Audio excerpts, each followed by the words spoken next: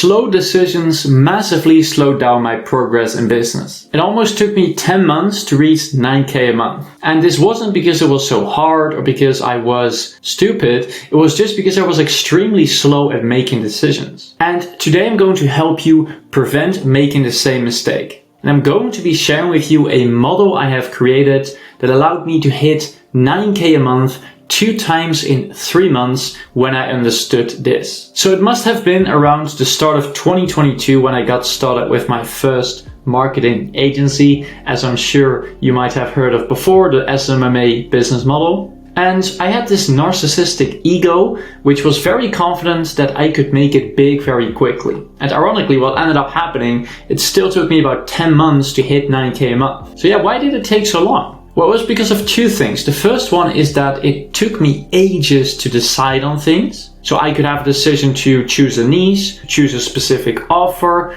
to go ahead with a price, and I just spent so long deciding. And the second point is that whenever I decided, I never really looked back to check in how my decisions influenced my reality, what the outcome of the decisions were. So the model I'm going to be sharing with you today is definitely going to save you a lot of time and make you a lot of progress just by using this. Because that's exactly what it has done for me. So let's get to explaining the model. So this is the model I have created. And it kind of simulates your life. And ironically, this is basically the point where you are probably at now and you are on your way to a specific goal. And the analogy I'm going to use is that at every single point, you're going to have to make a decision whether you're going to go left or right, for example, or just, straight ahead or left. And whatever decision you make obviously influence the outcome you're going to get. Obviously, if you go here, you're going to end up in a dead place and you're going to have to go back. And if you go here, it's going to be the start of the right way. And then if we look on the right, I've actually explained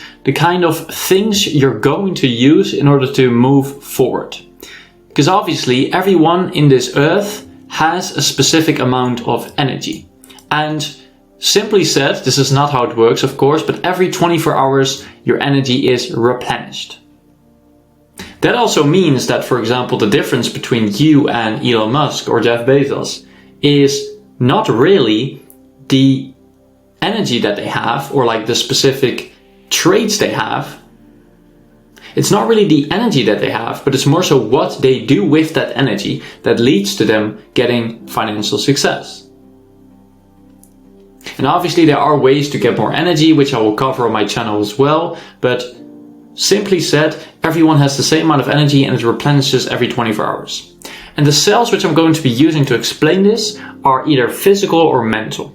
So whenever you're going to use energy, you're either going to do it for a physical activity, aka working, exercising, or you're going to do it for a mental activity, thinking, or for example, worrying, which is also a form of thinking, of course. The idea of this is that you're going to use these energy cells to move either forward or left. And that's the decision you have to make. So it means that in order to make the decision and take the action, energy is required. Not just for the action, energy is required, but also for the decision, energy is required. And that leads us to the first problem, which is actually someone who makes quick decisions versus someone who is worrying about the decision.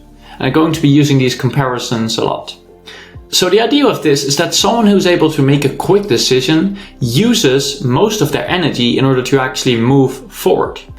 Someone on the other hand who worries, and this has definitely been me, to give you an example, when I was about 15, 16, close to the ending years of high school, what ended up happening is the teachers suddenly started asking the students to participate a lot more in class. So what I was used to is really just like listening and not doing anything, taking notes and then going home.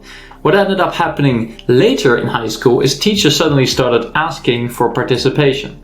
And I really didn't like speaking in class at all. So what I ended up doing is always worrying literally the entire day about whether I was supposed to speak about something in class, because I'd always dread it.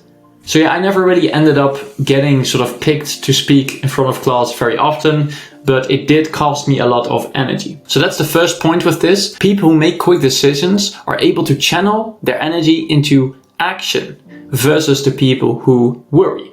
Now, why is this a problem, you might ask? Because you could think if someone who worries spends that energy like on going in the right direction, then it doesn't really matter because the person who makes the quick decision is still going in the wrong direction. But here's where it becomes very interesting. Because let's see what happens about 1 to 2 days after people have made the decision or not. So the person who has made the quick decision has already found out that the first decision they made is not the correct one.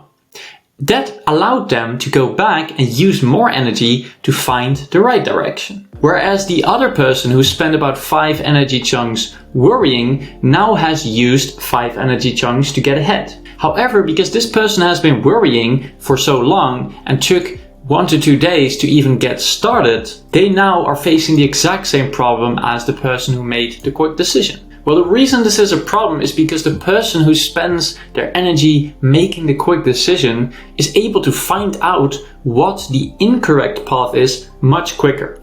Whereas the person who's worrying spends 5 energy chunks just worrying, so they don't even get ahead in any direction. And this means that the person who made the quick decision is now absolutely sure that this is not the correct decision. But the person who's worrying might still go this way. So now you can see why this is a problem. Because let's say we look at 1 to 2 weeks later, the person who made the quick decision already worked their way back and worked their way forward because they just spent their energy on acting instead of worrying or thinking.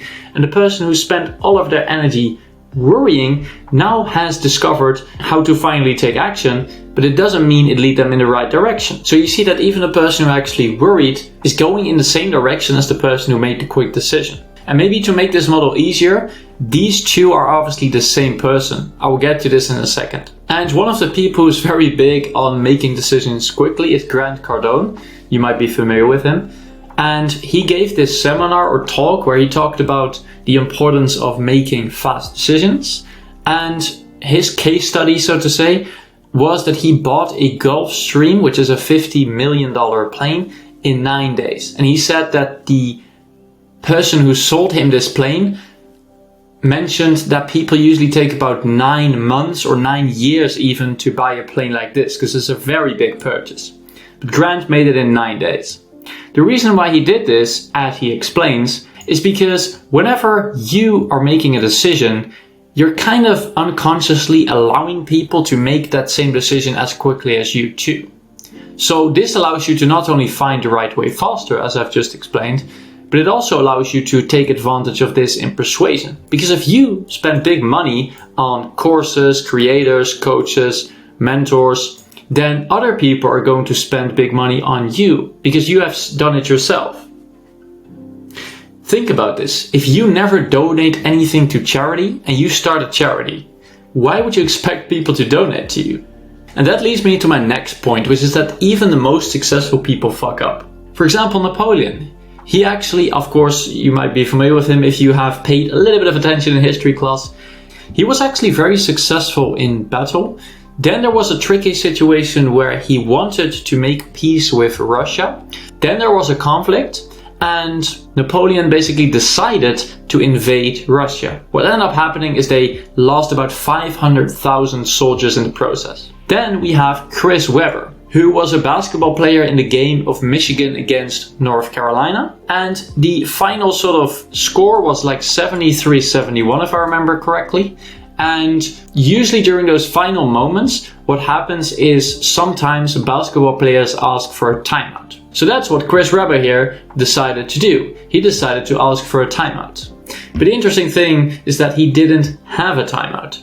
So he called upon a timeout which he didn't have, which ended up being a very bad decision. And it costed him the game. And lastly, we have a little bit more. And the last one is about NASA. Quite a sad story, to be honest. They actually launched a space shuttle, which they called the Challenger into space. However, there were a couple of problems which they knew about during the engineering process. But they chose to ignore them and just launch the space shuttle. What ended up happening is the thing got into the air. I don't know if it was very high, but it ended up exploding completely and it killed about 7 of its members, which I think were all of the members on board. So a very tragic story. And another reason why I always used to suck at making decisions quickly was because I always used to ask other people what I should do. Now, I do think it's very good to collaborate with people in your decisions, but what I ended up doing was asking people what I should do with my vampire decisions. Now, really simply said, vampire decisions are basically decisions that you can never really know what is going to happen unless you experience it. So obviously with eating junk food, working out, you're probably going to get a good result or a bad result. But with these decisions, for example, something about your goal, your path, the type of business you have, your personality, if you're going to ask people questions like that, then they can never answer it for you. So my example is that I had an agency with eventually a bunch of problems. I had a bunch of clients, but I also had a bunch of problems. I was running ads, I was managing a bunch of systems, and things just didn't go very well. So what ended up happening is I started asking other people for advice. However, they could never really see the type of situation I was in completely. So I asked them for advice, which ended up not really playing out well, and my business kind of failed. So my point is, I could have never known what to do unless I experienced it. And I'm probably sure that if I actually acted quicker, I might have prevented some of the issues from arising. So yeah, make sure that whenever you're asking people for advice, really understand that whoever you're asking for example your bro, is probably on a path to a different goal in a different time period. So you understand that whenever you're asking someone for advice, could be your friend, could be like a guru, understand that first of all, they're probably on a way different path towards a way different goal. It might be happened a couple of times earlier, so it might be like 2 years ago that they actually experienced something and they're giving you advice about what worked for them 2 years ago, which is probably not relevant today. And they're obviously a completely different person, so they have completely different personality traits, interests, hobbies, tendencies. So it doesn't make sense. And one of the last models I would like to cover is that life is much more like poker versus chess. So people think that whenever they make a decision, there's always like a wrong or right option versus something. But the problem is that we can't really see what is going to happen. So really all that you're doing is kind of like betting on life. You're betting what direction life is going to go in. And more often than not, you're probably wrong, which is completely fine. The only difference is that when you're actually playing poker, the reward is obviously money and the downside is obviously losing money. But when you're playing chess, the reward is winning the game and the punishment or potential loss is losing the game. So you can see that if you play life with a mindset of chess, you're either going to win or lose. It's always going to be one of these two. But if you really start looking at life much more like poker, you're going to start to see that even though you make a bad decision, it's not going to really put you out of the game forever. Obviously, don't put all of your money into something, but even if you make a bad decision, it's probably just going to set you back a little bit in terms of time or in terms of money, which is not worse at all. And a quick example in my life is that I once joined a coaching program for agency owners, and there was this mindset coach who actually ended up joining. And I was a bit skeptical at first because I thought like, mindset coaches, do they really add any value to your life? I thought it was much more about learning Facebook ads, learning cold email strategies, client acquisition. However, I ended up joining a couple of his calls and really fell in love with the way in which he taught mindset, and it really helped me out. So what I ended up doing is I actually ended up getting a one-on-one coaching partnership with him, and that completely changed my life. I was able to travel to South America at age 19 and really changed my personality. So my point, you can't really see what's going to happen on your life labyrinth, or you could say life board. So as a final one, I would like to talk about the effect of emotions on your productivity. So emotion is basically energy in motion, which means that if you have strong emotions, those either give you a good energy or they take away a lot of energy.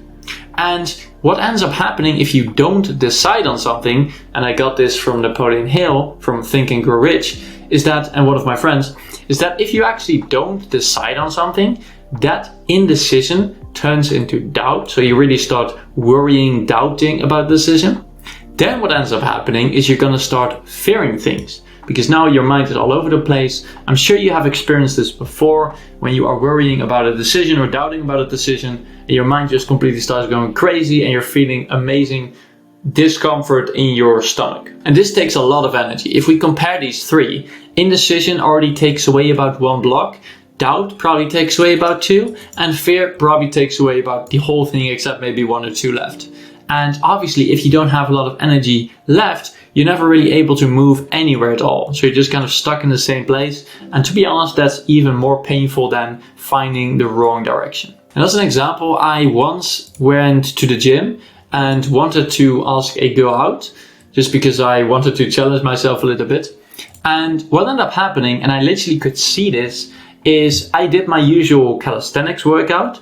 And I saw my performance decreasing just because I had some fear about approaching that girl. So you could really prove this yourself, that if you're really scared about something or you really fear something, it's going to take away your energy. And whether it's going to the gym or finishing your work, if you have fear, you're never going to be able to finish your work with as much effort. However, making quick decisions or slow decisions doesn't really matter at all if the type of path you're on is not really going to get you to your goal anyway. So if you are curious about how to solve that, because otherwise it's a bit of a waste of time, of course, trying to distinguish if you should make. However, there's one last thing I would like to mention, because even if you do make quick decisions, if you make them in the wrong path, so you're not really going towards your goal at all, it kind of means that it's not really worth anything, either making them quick or slow. So the best thing to do is first figure out what the best path is. And if you need help with that, I will link a video on the screen right now which shows one of the videos where I covered Naval's top rule on getting rich, which helps you solve this problem. And as a final note, if you are ready to level up your productivity and energy, there is a link in the description to my email newsletter where I share a lot of these models from top minds like Naval, Steve Jobs, Jeff Bezos, Elon Musk, and basically explain them in a really easy to understand way. So if you're interested, you can check it out below. I really hope that you enjoyed today's video, and I'm really looking forward to see you in the next one.